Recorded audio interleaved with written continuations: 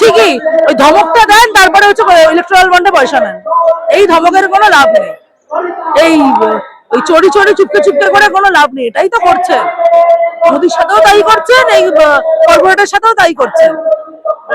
আচ্ছা, সিএসসি কে কেন বলছে না এই যে ত্রিফলা আলোগুলো, ল্যাম্পপোস্ট মানে ল্যাম্পপোস্টের যে আলোগুলো, এর যে মানে ইন্সপেকশন বোর্ড, এই ইন্সপেকশন বোর্ড কেন সারা বছর খোলা থাকে তো বলছে না? কলকাতা শহরে অজস্র ওপেন ব্যাটিং, কেন বলছেন না তো? এবং কালকে সংখ্যাটা 10 বলে অনেকে অনেক কথা বলছে, বা সামগ্রিকভাবে গোটা রাজ্যের মানুষ, জেলার মানুষের চোখে পড়েছে বাবা 10 জন বিদ্যুৎপৃষ্ট হয়ে মারা গেল।